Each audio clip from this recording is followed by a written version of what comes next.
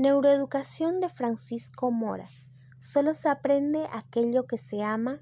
Capítulo 10. Guardando lo aprendido. Memoria. Memoria es el proceso en el que retenemos lo aprendido a lo largo del tiempo. En el ser humano, la memoria, además de ser base de la supervivencia, como en todo ser vivo, es el vínculo por el cual se transmite el conocimiento y se crea cultura.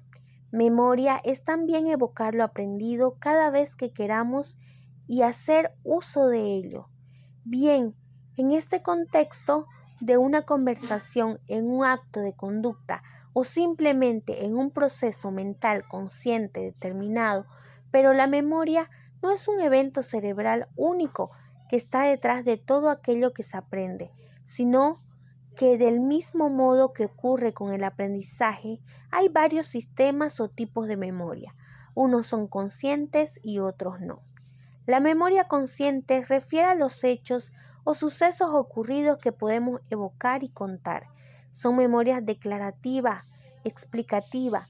Por ejemplo, donde hay que conversar, mantuve ayer con un amigo. Este tipo de memoria es aquel que suele referir al modo más general, a lo más propiamente.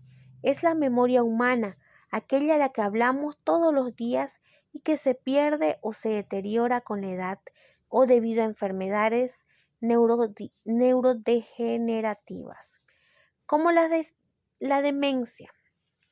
Dentro de este tipo general de memoria explícita se incluyen muchos otros, dependiendo, por ejemplo, del tipo que seamos capaces de retener y evocar un suceso. Una de ellas es la memoria a corto plazo, que nos hace capaces, por ejemplo, de retener y evocar algún suceso.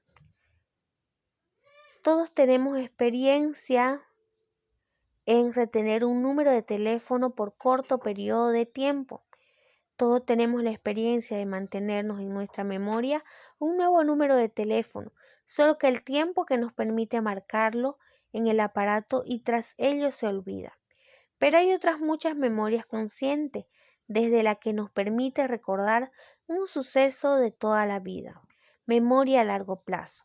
Hasta aquellas otras se puede durar la ráfaga de un segundo y decaen o se pierden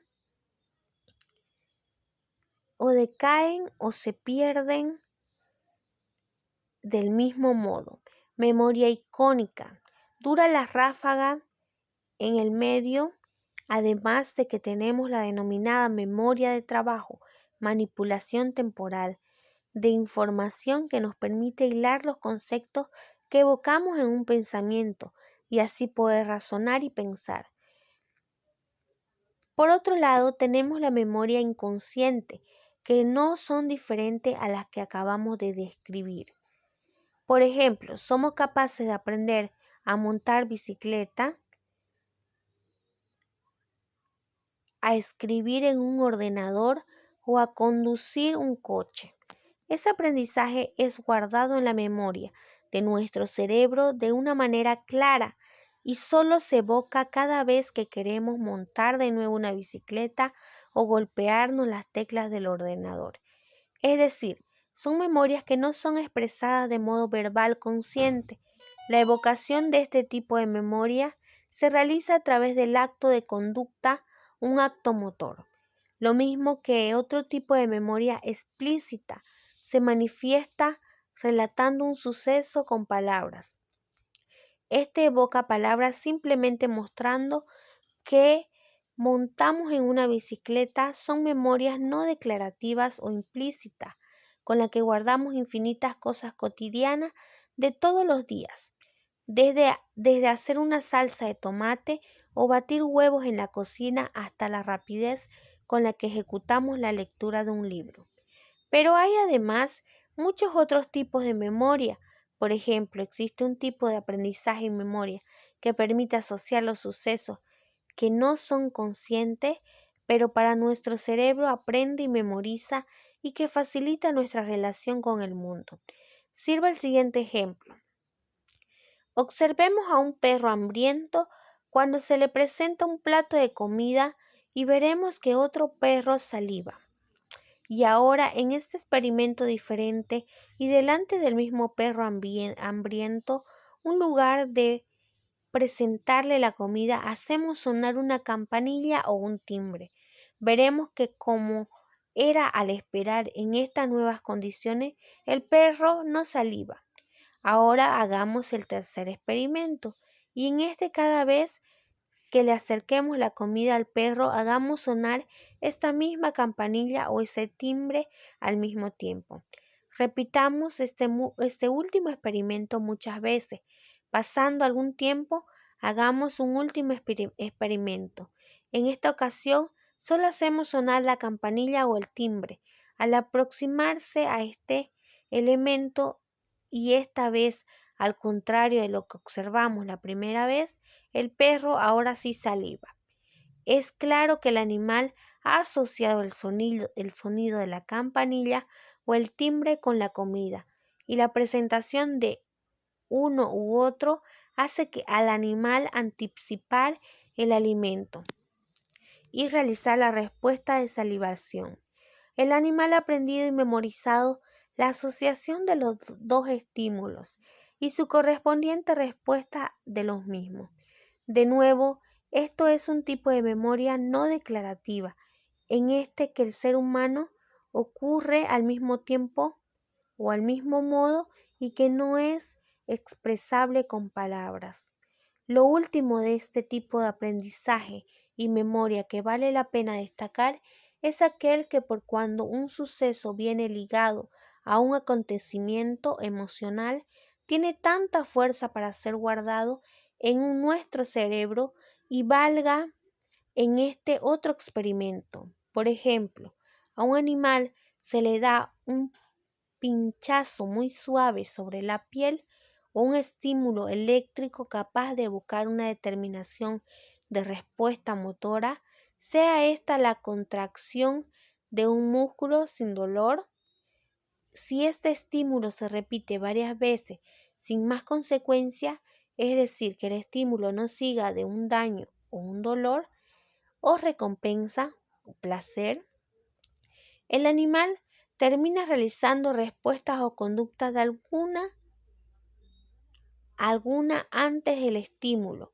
Esto señala que se ha habituado al mismo. Si por el contrario el estímulo tiene una consecuencia, sea dolor o placer, entonces la respuesta se potencia, es decir, el animal se sensibiliza claramente ante dicho estímulo y aumenta su respuesta. En este último caso, he guardado la memoria del significativo de este suceso, tanto que posiblemente para siempre evite el dolor o repita placer. La conducta responsable o correspondiente a aquellos estímulos, de nuevo, no necesitan muchas palabras para enmarcar estos procesos de aprendizaje y memoria de tipo explícito consciente.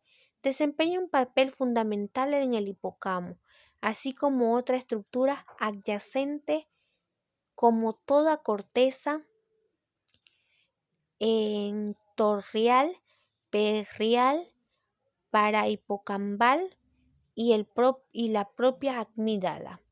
Todas aquellas constituyen lo que se conoce como un sistema de memoria del lóbulo temporal.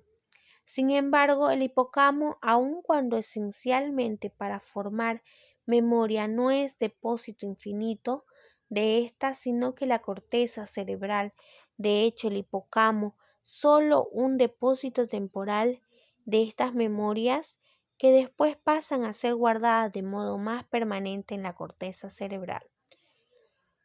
La neurobiología actual revela que cada área de la corteza cerebral, cada circuito neuronal, lleva intrínsecas sus redes de memoria. Por ejemplo, la memoria perceptiva de nuestro cuerpo a través del tacto se encuentra en las áreas somatosensoriales de la corteza parietal y también de la corteza motora y corteza frontal. Del mismo modo, guardamos la memoria perceptiva de nuestro cuerpo en las áreas visuales y de igual forma también otros sistemas sensoriales como por ejemplo la audición. Como antes hemos señalado, el almacenamiento definitivo de memorias conscientes, la que hemos manejado todos los días de nuestra niñez hace 30 años, tarda muchos meses e incluso en ser depositada en la corteza. Este proceso se conoce como la consolidación.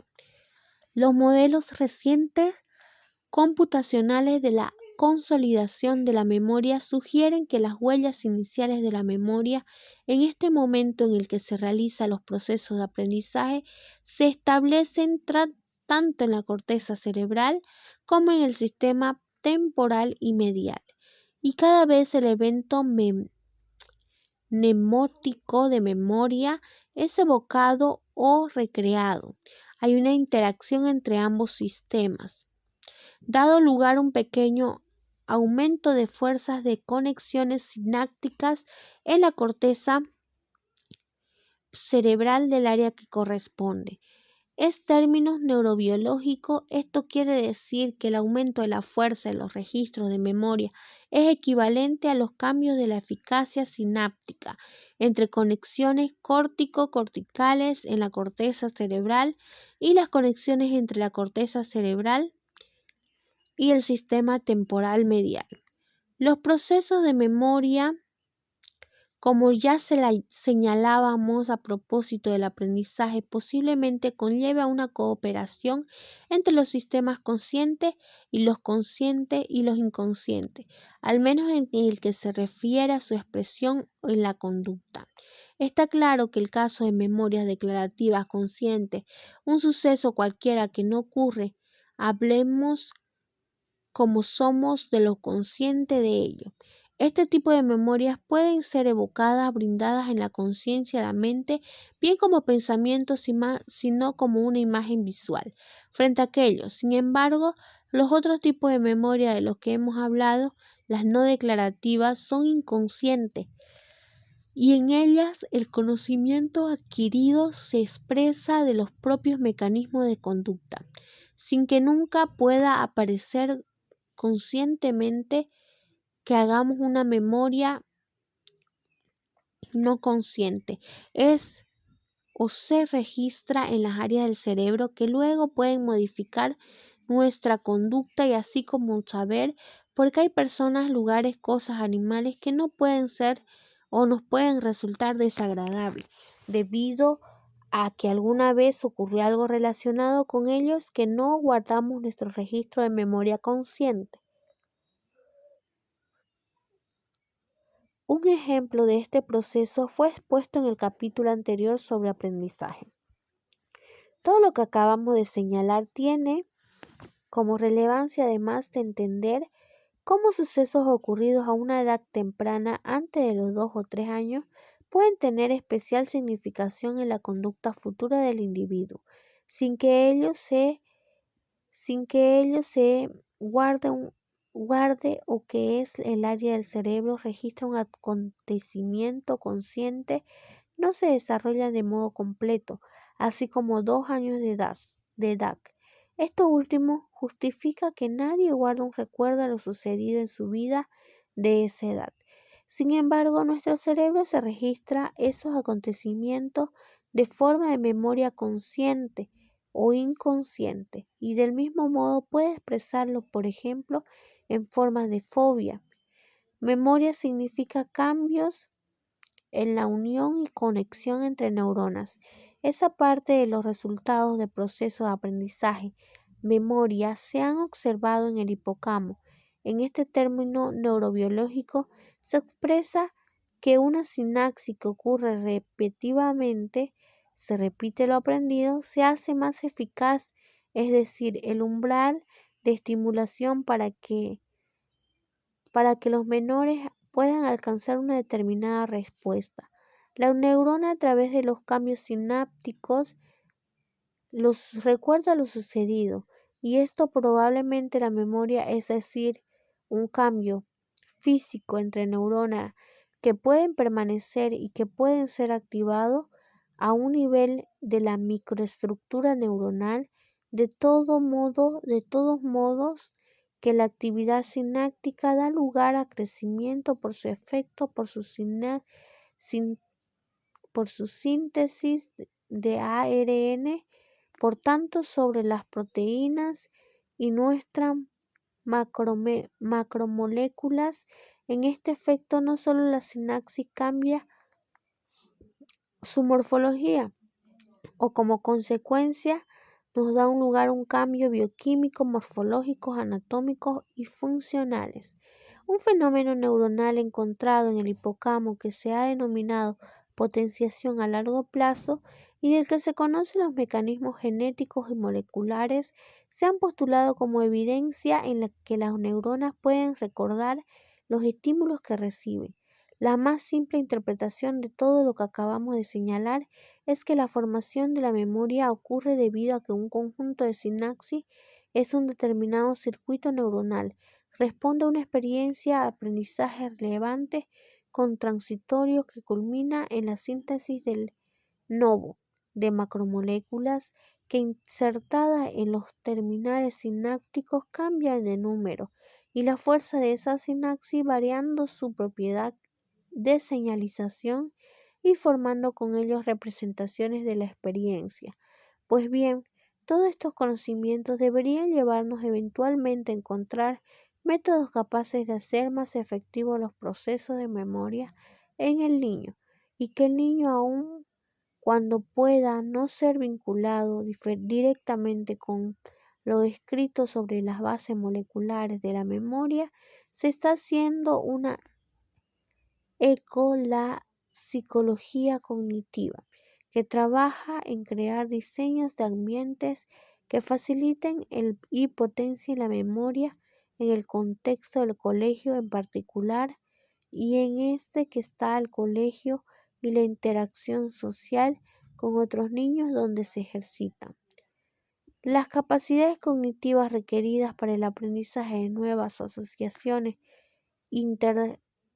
interacción de redes neuronales que maduran y desarrollan luego a lo largo de toda la vida de las personas. Parece evidentemente la grabación, retenida y recuperación de evocación de sucesos y hechos de edades tempranas que conforman las bases que facilitan después la adquisición de nuevas habilidades y nuevos conocimientos.